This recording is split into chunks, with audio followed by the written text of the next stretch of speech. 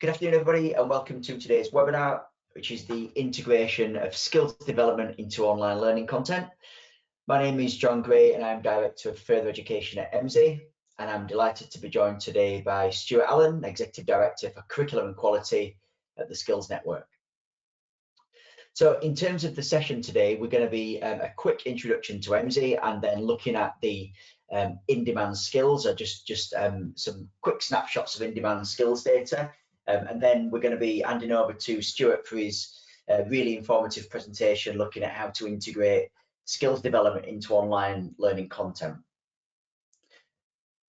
So just a quick mention of Emsi for those of you who don't already know us. Emsi's mission is to use labour market data to inform and connect people, education and employers within the context of regional economies.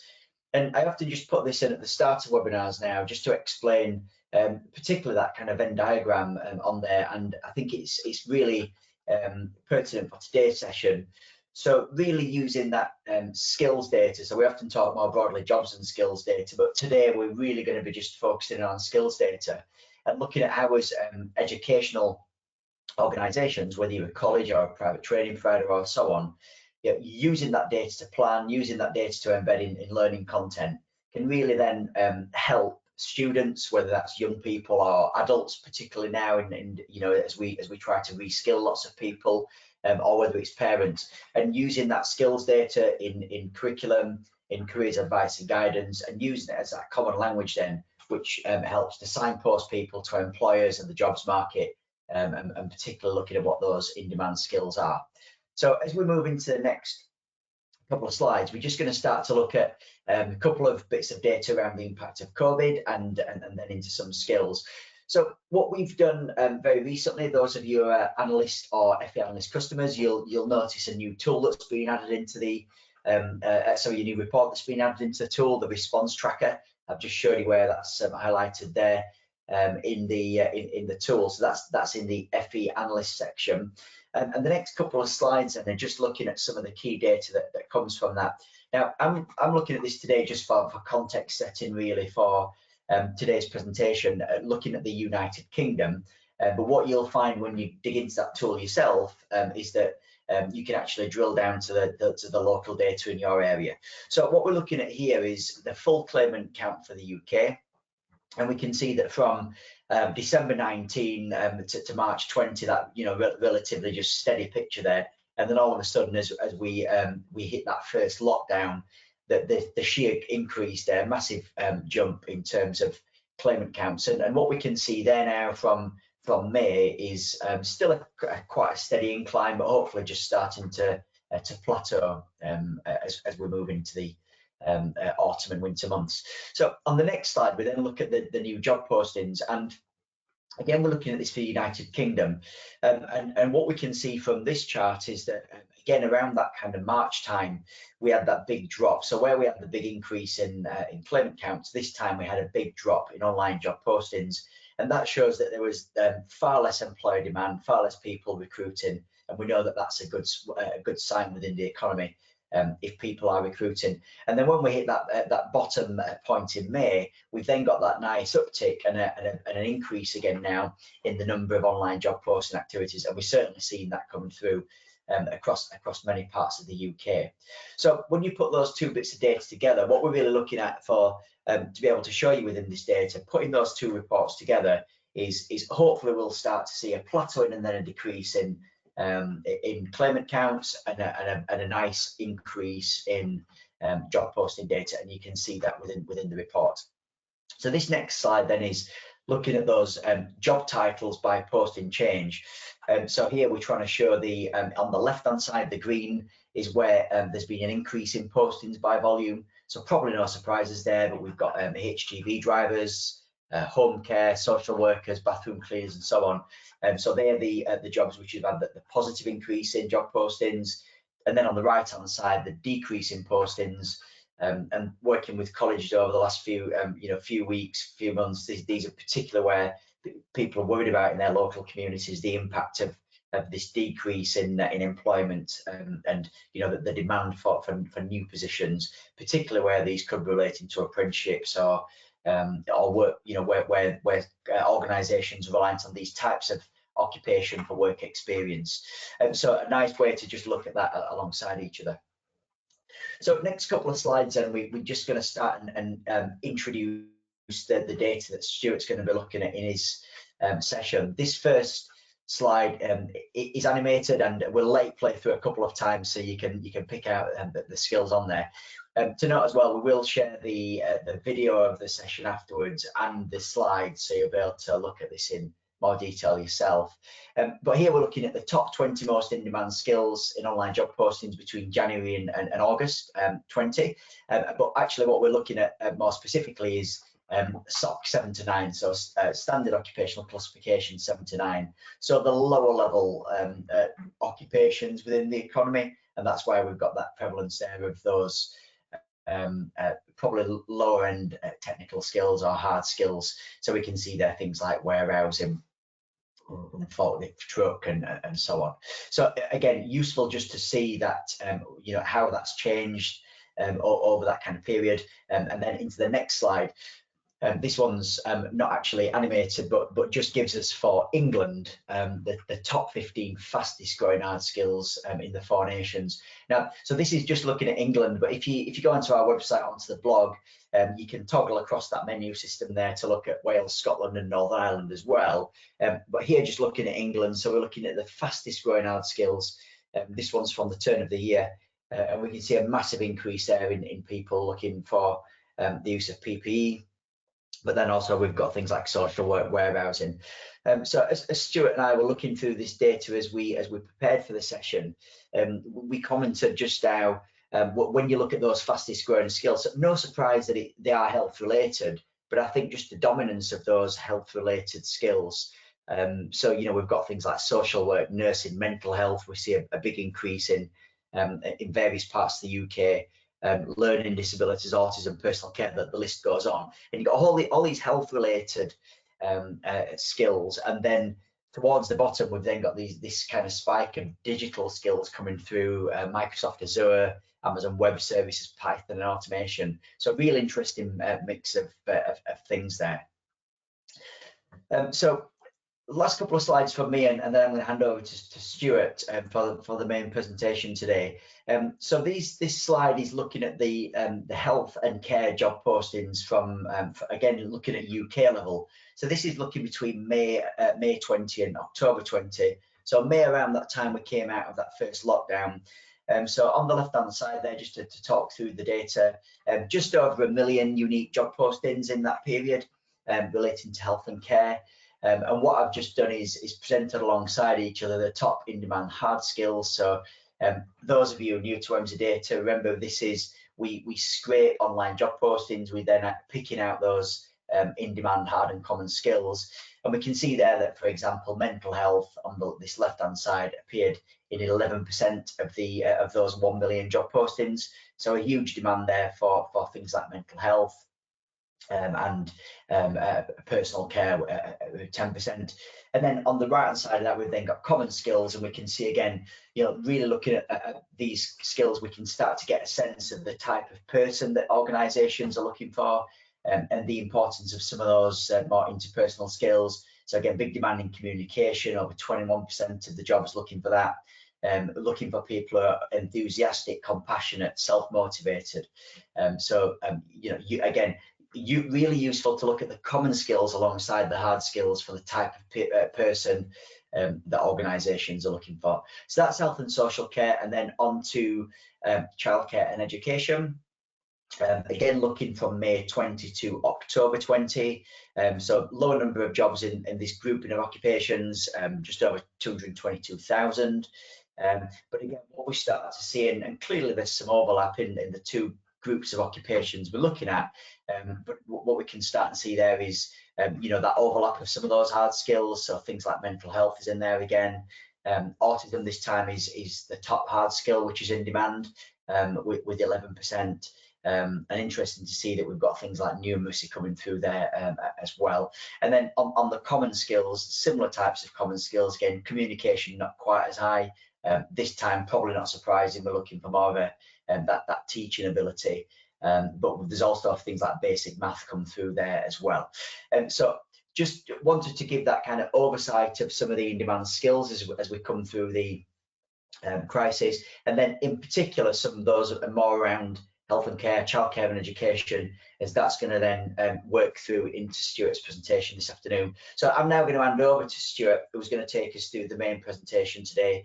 Just a reminder, if you have any questions at any point, please put them in the question section on your chat panel. We'll try to get to as many of those as we can at the end. But for now, thank you, and over to Stuart. Thanks, John.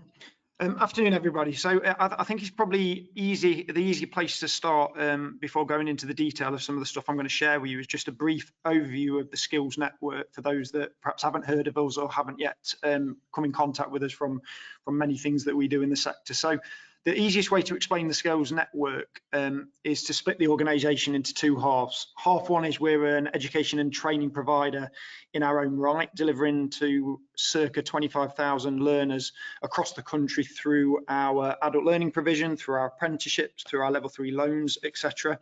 And the uniqueness of our delivery is that we deliver through our e-learning solutions, through our learning management platform, so that our adults and our apprentices can study remotely and also work with us in a blended capacity where appropriate, so that they get that tailored support to progress well and obviously achieve the destination that they intend to achieve as a result of learning with us. So that's one half of our organisation.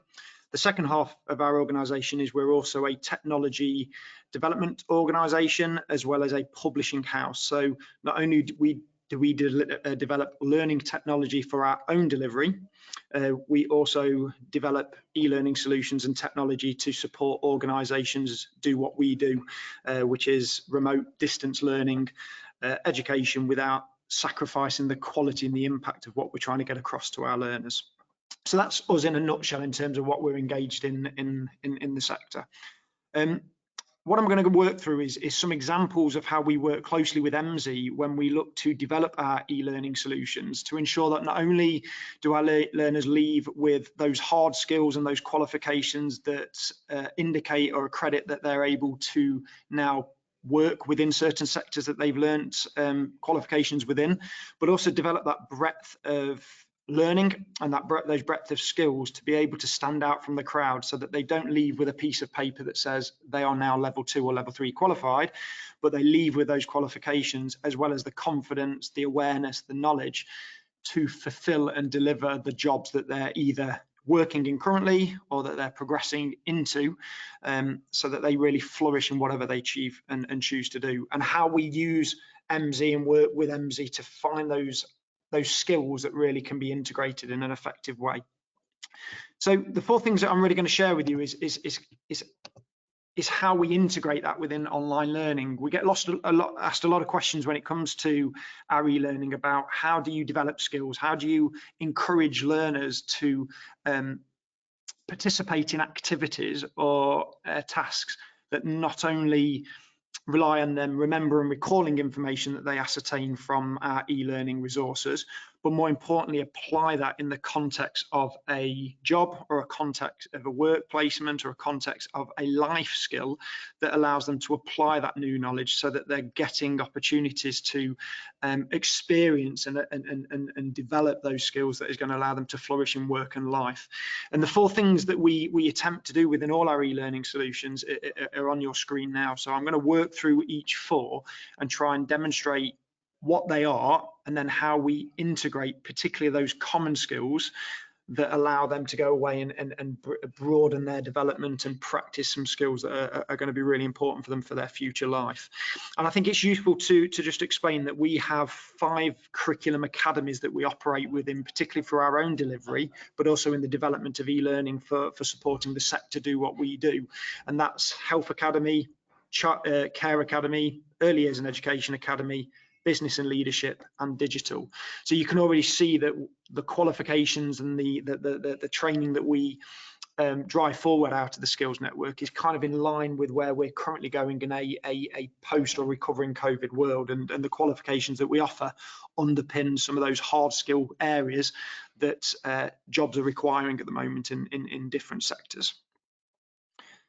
So the first thing I'm just going to talk about is our wider learning badges. So whenever we produce an e-learning solution from end to end, we integrate activities, tasks, research opportunities where we identify certain wider learning badges that acknowledge or identify, or sorry, highlight to learners that there is an opportunity to develop some of these broader common skills. So we signpost the learners to what they're about to do. We raise their awareness of why is it important for real world application. And again, it's areas that we want them to go away and participate in. So it's not just about ticking boxes in an assessment at an end of a qual, it's giving them opportunities to go away in their workplace or in their potential simulated workplace and apply and attempt to develop these skills. So some examples of these wider learning badges are on your screen now. Wherever we can naturally integrate some of this development, we do so. We definitely don't tick boxes in terms of how we develop this stuff, and I'll show you some examples in a moment. But I think some of the main concerns when you look at some of the topics on your screen now, particularly around British values, is there's a need to just integrate it because Ofsted want you to, or it's a thing that internal quality teams need or expect you to do in terms of curriculum development. We try to avoid that and try and look at naturally occurring opportunities of where we can integrate some of this wider learning, so that it's about getting learners to learn well for what they need to get through and achieve a qualification, but also where they can develop that broader skill in the activities, so that they can leave us more confident to progress to higher learning, or more importantly, to the career that they wish to progress into. So some examples are on your screen now. This is an example of a stop and think exercise, which is a type of formative assessment that we naturally integrate throughout our e-learning resources, so that learners will have 2 or 3 slides of video learning or information or for further reading that allows them to develop a foundation level of knowledge, or a good understanding in some cases, of topics they need to learn in relation to the qualification. But then we integrate regular formative assessments throughout that learning that allows them to take a breath and stop and think about how they would apply that new learning in practice. So this is an example of an activity that we build within a early years qualification. And the 2 badges that are associated to this task is stretch and challenge and behaviour and attitude. But you will see in brackets also the common skills that John alluded to earlier in the presentation, that allows them to go away and attempt to utilize some of these common skills, or at least practice some of these common skills.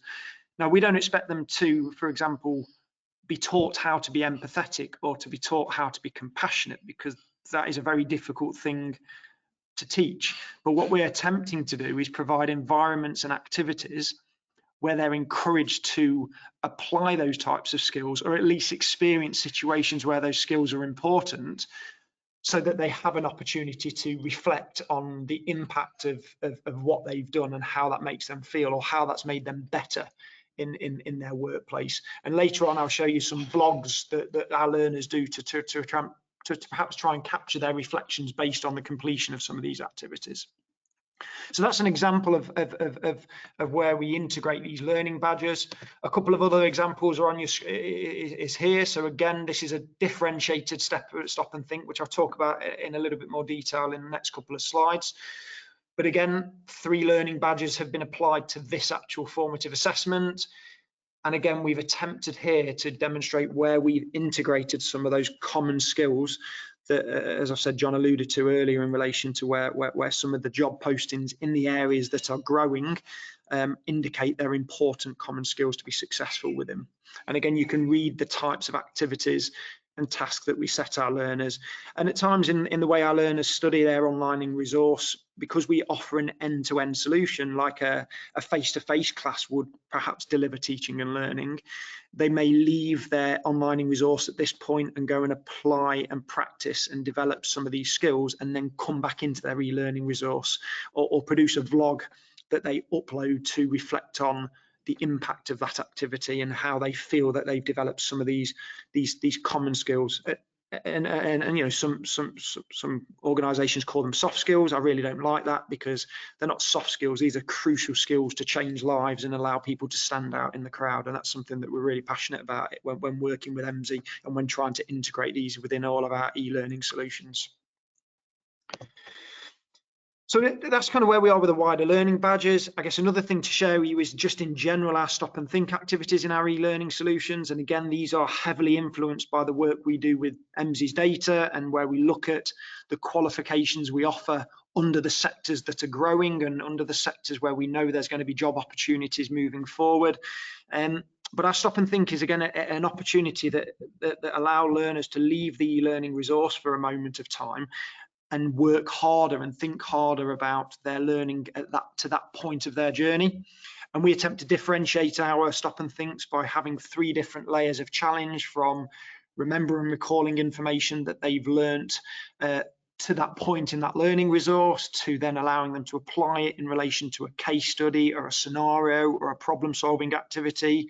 And then a layer of developing depth, where we may get them to critically think or have a judgment or opinion of what they've learned or what they've done, so that they're developing those wider problem solving, I guess, critical thinking skills that will be needed as they move up to a higher level of study or as they move higher up the ranks in their workplace. Our stop and think, where possible, we try to contextualize. So again, trying to provide experiences or situations that are relevant to their future work, current work, future life, current life. And that we try and have a level of challenge, so that we really, in our online space, we don't want our learners just to come in, tick the boxes and get an assessment complete so that they pass a qual.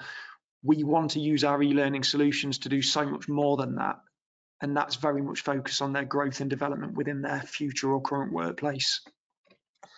So examples of stop and think, and this is kind of, again, the 3 levels of differentiation we try to apply. And for those who are working in education and training, attending this webinar, you'll notice this is heavily informed in, I guess, what you could call is an old school theory, but still a very relevant one, which is Bloom's taxonomy, as we try to scaffold our activities up the different levels of challenge. And again, here's some examples of some stop and think where we've attempted to scaffold some of the learning or some of the opportunity to apply that learning at key stages within a learning resource. But what you'll notice here is also the common skills that we've, for example, integrated into this task that relate to, again, the data that John shared earlier on in the webinar. So the self-motivation, for example, is that we do expect, and our learning support advisors and tutors who work with our learners, particularly when we deliver blended learning, we expect our learners to go away and do this, and we measure whether they do it, and then we provide feedback on the impact of what they develop and share as a result of participating in these activities. So again, it's a way of attempting to integrate some of these common skills, as well as broadening their knowledge in relation to the subject and the course matter that they're studying. So I've just provided, again, another couple of examples, and obviously when the slides are shared, you feel free to kind of get into these a bit more, and obviously I'll answer any question that you may have now or may have in the future. But again, another example from one of our health and social care qualifications around where we're trying to implement some of these common skills. And then another example, again, as you can see, where we've got an application here where we're getting them to do something in relation to an NHS quiz, and that we're getting them to develop some depth in terms of thinking much more detailed and thorough about the learning topic that they've studied to that point. And again, where we've attempted to integrate some of these common skills. So that's just another example of a way that the work we do with Emsi and the data that we get from Emsi allows us to think harder about the learning tasks that we develop to support the learner's growth and progress in relation to the qual, but more importantly, in relation to what they're going to do in the future as a result of this new learning. Third example of an integration of what we do in our e-learning resources is our Extend Your Learning tasks. So Extend Your Learning is similar to stop and think exercises, but we set these activities post summative assessment. So as soon as the learner has completed their final assessments and has submitted their work, and that work's being marked and assessed by our tutor team, we integrate tasks at the end after that assessment that it gets the learners to again think harder about now what are they going to do with all this new knowledge and this new skill that they've developed through the stop and think, to again stretch them that little bit further. And again, that ideology of you're not just doing this qual to tick a box to get a certificate, you're doing this qualification because it's going to influence the potential of you doing very well in your future career or life. So this extend your learning concept is a way of challenging them again above and beyond the qual and giving them opportunities to develop those hard skills, but more importantly, those common skills that are going to allow them to stand out from the crowd. And again, some examples I've provided on your screen. So they've done Unit 1's assessment, they've submitted, it's getting marked and assessed, and there's another task now that they go away and do.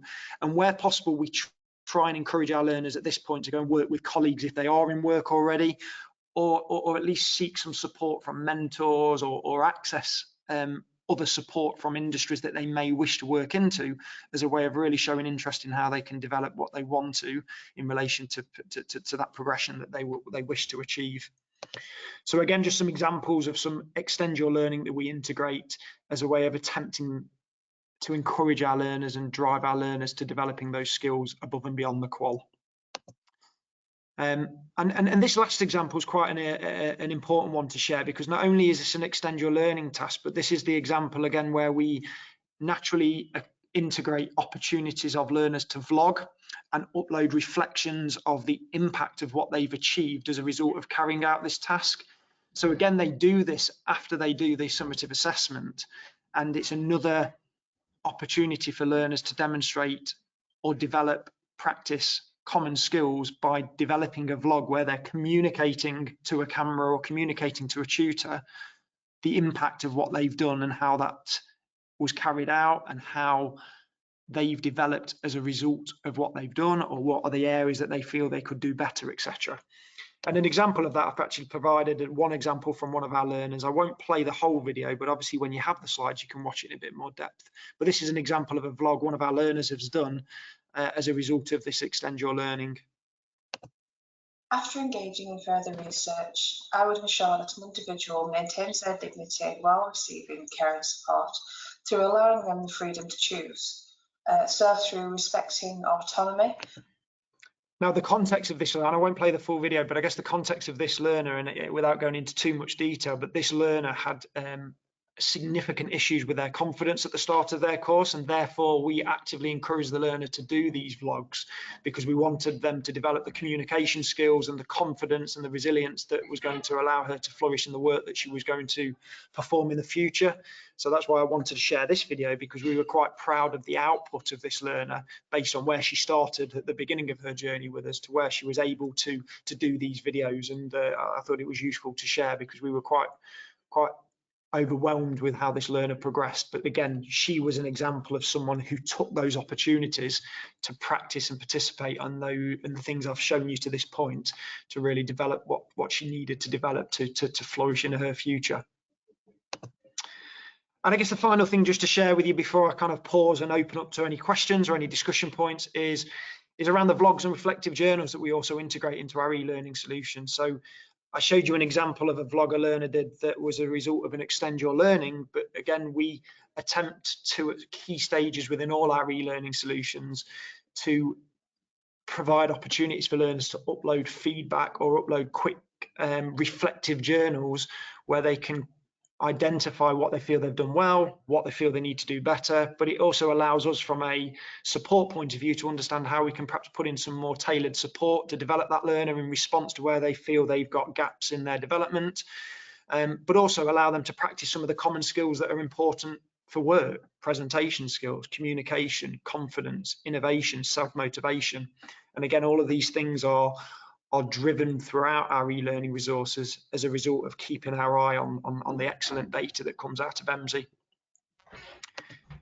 And again, this is an example of a stop and think exercise where a vlog and a reflective journal was important. This was one of our counselling qualifications. And again, the same learner who was doing that qualification uploaded another vlog in relation to how that counselling skill session went. And again, I won't play it all, but we're quite proud of this learner because she's very articulate, and the development and progress and the journey she's been on has been quite exceptional. Through watching the video of my sessions back and reflecting on my skills and learning, I've noticed that there are quite a few things that I've done very well in. However, I have noticed a few things that I could improve. And that's kind of it. That's where I thought it was useful in terms of just 4 examples of how we've integrated and utilised the common skills that we get from Emsi, how we try to make sure we wrap around activities to allow learners the best opportunity to practice and develop these skills around the subject learning matter that they're studying. And hopefully it's been useful, hoping it's given some ideas of how you can use the data from Emsi and how you can integrate and build into a learning journey, so that naturally learners have an opportunity to develop those hard skills and knowledge, but also practice, develop, reflect upon their progress with some of those crucial common skills that are going to allow them to stand out from the crowd. So hopefully that's been useful as a quick overview of what we do. I'm happy to take any questions at all now, or if people want some time to reflect and look more detailed in the slides, any questions that follow after this webinar, and I'll answer anything. Thank you. That's great. Stuart, thanks ever so much for that. A really interesting presentation and some really good examples of integration of the skills. I think one thing that it shouldn't surprise me, but always kind of acts as a reminder of how much work goes into actually developing skills within lesson planning and in the work that's needed with individuals to be able to do that. In many ways, the identification of the skill is the easy thing. And then there's so much work then and complexity of that work to actually develop those skills in individuals. So we've not had any questions come through us yet. One thing that I just pick up, I suppose, as a comment, Stuart, and if you've got any thoughts on this, but just reflecting back on the work that we do with colleges, and something that I often get asked is, well, or kind of challenged back with, it's okay just identifying these skills, and but very often we kind of buy the qualification from an awarding organisation, and there's not many ways we can adapt the kind of technical skills and things which are developed, which may be a fair point. But I suppose the big opportunity, within the common skills, and they are things which we can influence in terms of how things are taught, how things are assessed, signposting people to the importance of those skills. Is that a fair reflection? Yeah, and it all goes down to an organisation's attempt to be brave enough to move away from the pressures of achievement rates and the pressures of getting learners through qualifications at the pace you need to get learners through qualifications in relation to the timeline that you're given for delivery. And you can do that, and you can really deliver good quality teaching and learning that allows learners to be successful in qualifications, but at the same time naturally integrating opportunities of where learners are taken above and beyond the qualification topics, and or above and beyond the opportunity of having to get through an exam or get through an assessment, by setting activities, tasks, scenarios, case studies that actually get them to think harder or go away and practice some of the things that they're learning.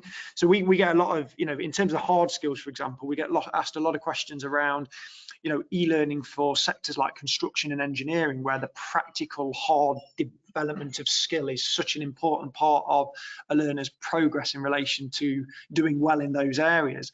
And we're experimenting now with augmented reality and virtual reality, but when you look at those sectors, it's very difficult to develop practical hard skill through an e-learning solution. You can use e-learning solutions to cover all of that valid and relevant knowledge that then allows teachers to spend more time on the stuff that really matters, which is the practical application of skill or the development of skill, and use e-learning to get the knowledge done so that organisations can apply and place their teachers and practitioners in the stuff that really matters. But when it comes to common skills, it is all about that bravery of going, right, does this curriculum take a learner to achievement, and is it going to allow them to learn the stuff they need to learn to have the knowledge to do well in work? And if you can tick that box, great. But then the real richness is around how you then develop those crucial common skills that are going to stand your learners out from the crowd, so that once they are in that interview room, they get that job. When they get that job, they get that promotion. When they get that promotion, they get that further promotion, because those common skills have been developed through clever learning activities that get them to practice, or at least learn through their mistakes when they're doing something that's out of their comfort zone, and they therefore can reflect on, actually, communication is a thing that I need to get better if I'm to flourish in the future. And it's about that curriculum intent. That the education inspection framework is one of the best frameworks that Ofsted have ever developed, because it is trying to move organisations away from that reliance on achievement rates, which is still an important indicator of teaching and learning. But the more we can move away from it just being about a piece of paper that allows learners to look as if they can access a workspace, to actually using that qualification with common skills that are going to allow them to flourish, is when education truly is going to have the impact that's going to get us out of this post-COVID world. Is that kind of answered your question, John? That was a very waffly way, but is that where you were going with that? Yeah, definitely. Thanks for that. Definitely answered it there, Stuart. Thank you. And just while we've been talking, another question just popped in. So I'll just pick up this in the first instance, and then I'll hand over to you. It's not directed at either one of us, so I think we both might have something to say on this. So what types of help, if any, do you offer colleges, especially when it comes to work placement? So just for me initially, there's obviously lots of data within the analyst tool, and with FE analysts pointing out things like employers who are hiring, the types of jobs that they're hiring for, the in-demand skills that they're looking for. We can then filter that to help in terms of that business development engagement activity, to identify which employers may be interested in work placements. So we tend to know from the types of roles that they've been advertised whether that is something which they'll welcome a conversation with. So there's certainly information within FE analyst and analyst, and the person who was asked that question, if you want to reach out to me directly if what I've said's of interest. And then probably Stuart, have you got anything in terms of work placement that you support with at Skills Network? Yeah, so one of the ways we're working with schools and colleges, in terms of our e-learning and learning platform technology part of the organisation, is we have some e-learning solutions that provide an end-to-end learning experience for learners to gather the knowledge and the foundation level of understanding in relation to the skills that are required to be successful in work and work placements. So we have a product called Essentials. We designed that as a product for colleges and schools to support the delivery of certain tutorial topics and content that perhaps the use of a teacher could be spent in other areas of the curriculum and not necessarily have the quality of learning hindered, because the solution we've developed provides a good experience that allows them to get that underpinning knowledge to go and flourish within a work placement or to go and access work. So topics and modules such as interview skills, CV writing, stress management, resilience, working under pressure.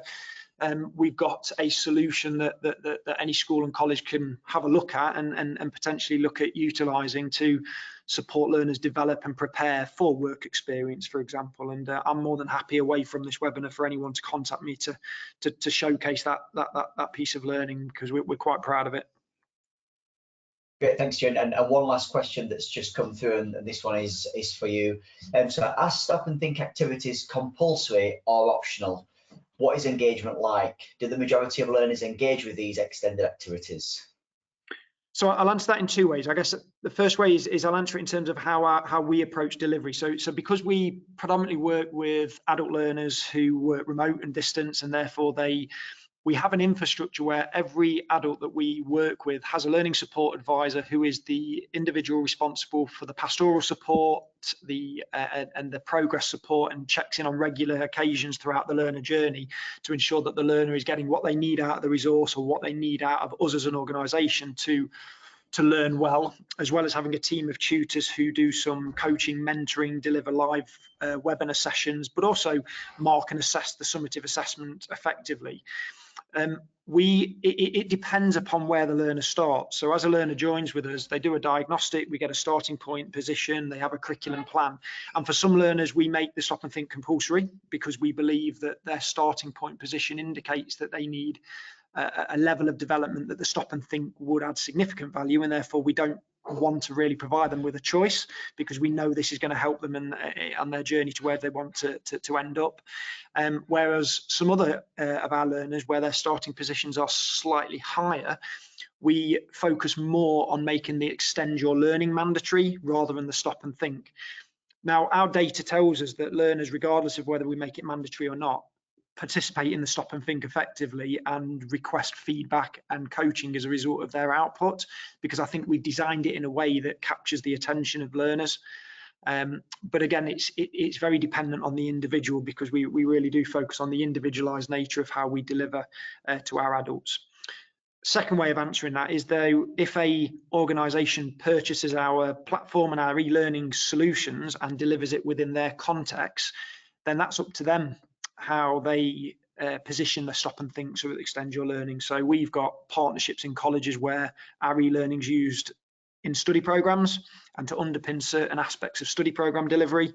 And those colleges make stop and think mandatory because it's a way of assessing the impact of that e-learning in a blended capacity, because it's used in a flipped learning model where the learners will do their e-learning before a lesson. Then as they go to the lesson, they'll bring the output of the e-learning up to that point, and then the tutor actually spends more time on the harder, richer, added value delivery that's in response to the foundation that those learners have already built by that point. So it's kind of that we then work with our partners on a model that's right for them and their learners. That's great, thanks Stuart, and thanks for providing that answer. So no more questions come through, so we'll kind of bring the session to a close today. Thanks again to Stuart for some great insight there, and hopefully what we've done is just giving that broader context there. One, not just taking the data, but then actually working it through into actual online learning development. And we thought this was particularly important given the economy at the moment and the context of delivering more and more of our learning online, and if situations like lockdown and things happen again, being able to do that and have that kind of expertise and thought from someone like Stuart. So thanks for joining us. If you have any questions that you'd like to ask afterwards, please just email myself or Stuart, and we'll be more than happy to pick up those outside of the webinar. Thanks again. Look forward to seeing you all again soon. Thank you.